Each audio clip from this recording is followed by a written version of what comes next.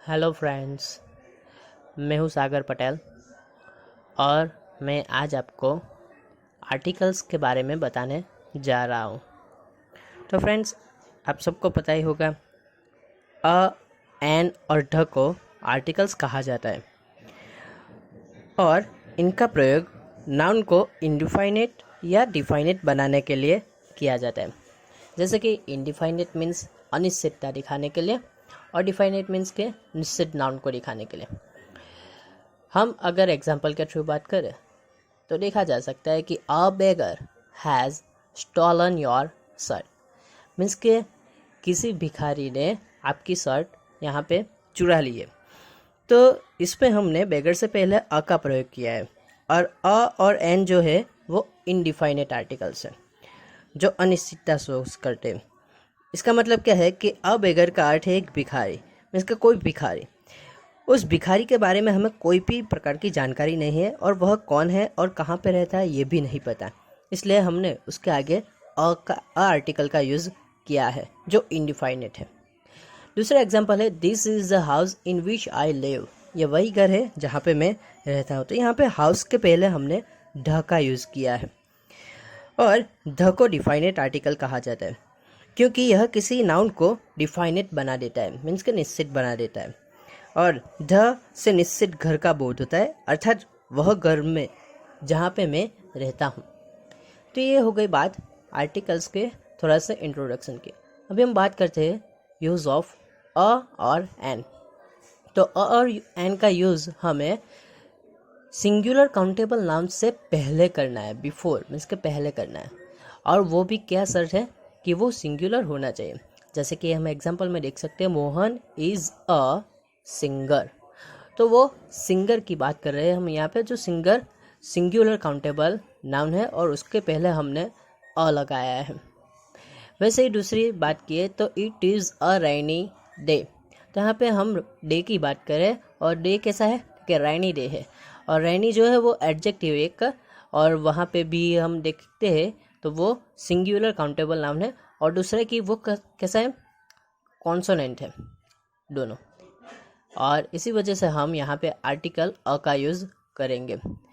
हाँ, लेकिन friends it is not use before plural countable noun. अगर काउंटेबल नाउन है लेकिन वो प्लूरल है मीन्स के एक से ज़्यादा है, बहुवचन में है, तो हम वहाँ पे किसी भी प्रकार के आर्टिकल का यूज़ नहीं कर सकते। जैसे कि मैंने यहाँ पे एग्जाम्पल लिखा है आई हैव अ पेन्स। तो पेन्स जो है वो प्लूरल है इसलिए वहाँ पे हम अ एन और ढ किसी का भी यूज़ नहीं कर सकते क्योंकि वो प्लूरल है। अगर वो सिंगुलर होता है तो हम यहाँ पे आर्टिकल का यूज़ कर सकते हैं। तो फ्रेंड्स, अब बात करते हैं हम डिफरेंस बिटवीन अ और एन के बारे में। तो आर्टिकल अ है वो कॉन्सोनेंट साउंड के पहले आता है और आर्टिकल एन है वो वॉवेल साउंड के पहले आता है। हमें स्कूल में पढ़ाया जाता है कि जो वॉवेल्स होते हैं उसके पहले एन का यूज़ करते हैं और वॉवेल्स कौन कौन से हैं मैंने यहाँ पे लिखा है ए ई आई ओ यू, ये 5 वॉवेल्स है, उसके पहले हम एन आर्टिकल का यूज़ कर सकते हैं। लेकिन यहाँ पे थोड़ी सी गलती है मीन्स कि हमें क्लैरिटी यहाँ पे ये देखनी चाहिए कि कॉन्सोनेंट साउंड और वॉवेल साउंड जो है उसके मुताबिक यहाँ पे हमें आर्टिकल अ और एन का यूज़ करना होता है। जैसे कि मैं यहाँ पे बोलूँ पेन, तो पेन में साउंड कौन सा आता है, कॉन्सोनेंट साउंड आता है या वॉवेल साउंड? तो पेन की स्टार्टिंग होती है प से जो कॉन्सोनेंट साउंड है, इसलिए हम यहाँ पे पेन के आगे अ आर्टिकल का यूज़ करेंगे।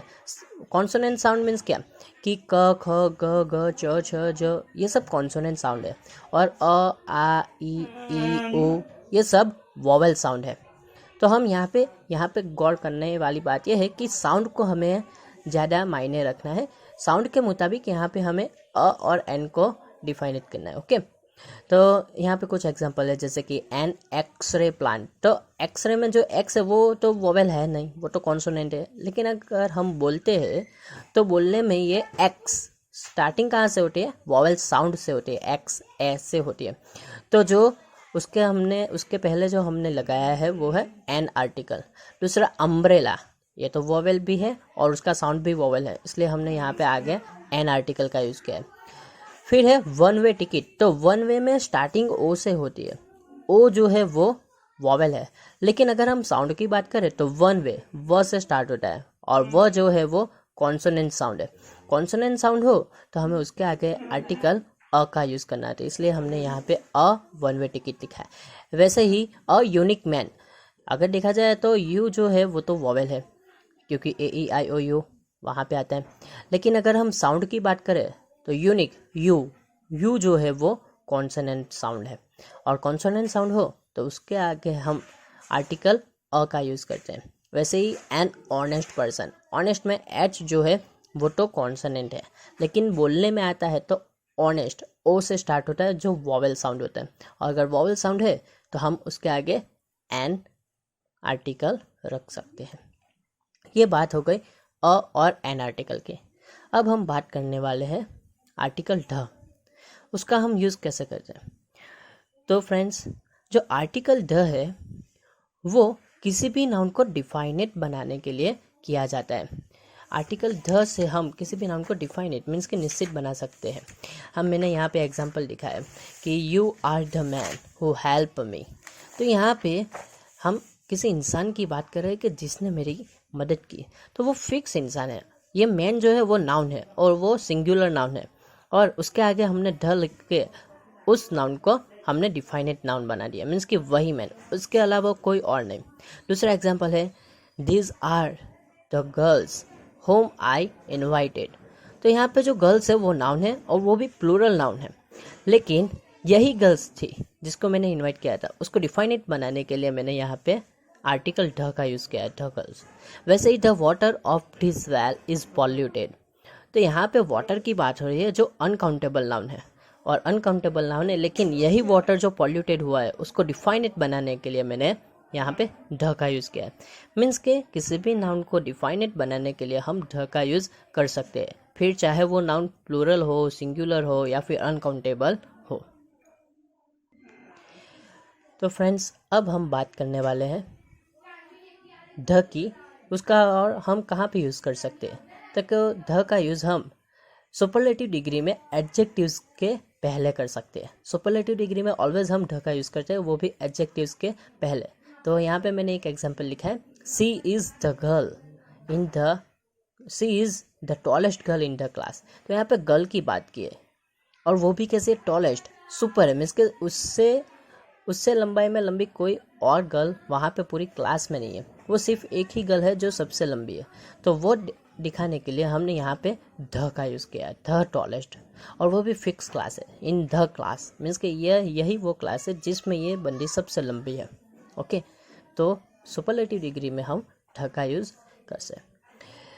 फिर ध का यूज़ हम कंपैरेटिव डिग्री में कर सकते हैं, लेकिन उसकी कंडीशन क्या है कि कंपैरेटिव डिग्री के नाउन के बाद ऑफ द टू होना चाहिए। अगर कंपैरेटिव डिग्री के बाद ऑफ द टू है तो उस कंपैरेटिव डिग्री से पहले हम ध का यूज़ कर सकते हैं। जैसे कि मैंने एग्जांपल में लिखा है, he is the better of the two boys. तो यहाँ पे बेटर जो है वो कंपैरेटिव डिग्री का नाउन है, और कंपैरेटिव डिग्री होने की वजह से उसके पीछे जो है वो ऑफ द टू आया है, ऑफ द टू है, इसी वजह से हमने कंपैरेटिव डिग्री से पहले हमने ढ का यूज़ किया है।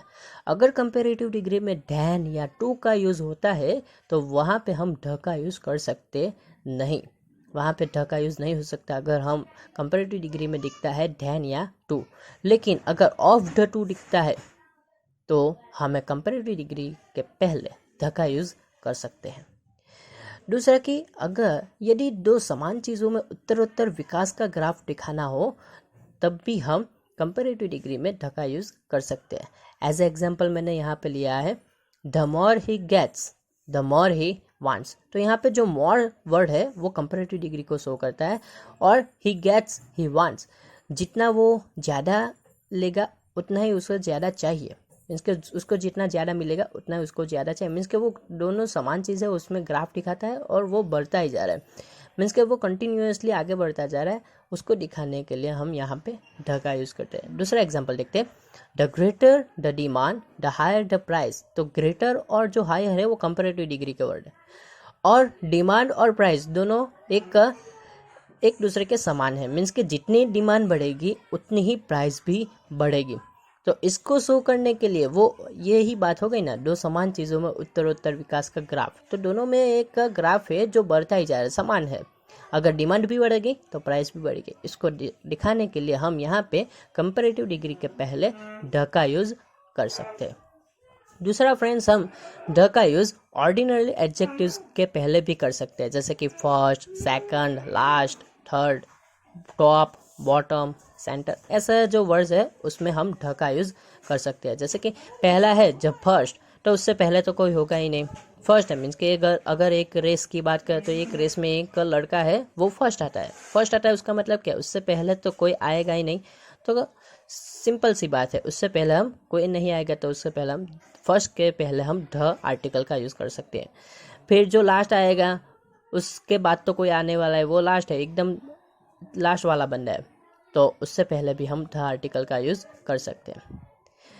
दूसरा, अगर सेंटेंस में कोई नाउन हो उसके बाद ऑफ दिया जाता है और उसके बाद फिर से नाउन दिया जाता है, तो ऐसी सिचुएशन में हम जो पहले वाला नाउन है उससे पहले हम द का यूज़ कर सकते हैं। एग्जाम्पल में देखते हैं, तो the student of this class are naughty.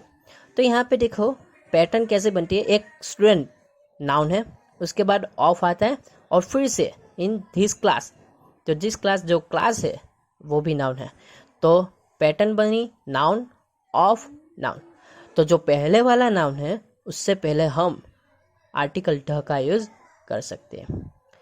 तो फ्रेंड्स, ये थी आर्टिकल ए, एन और ढ के बारे में डिटेल्स।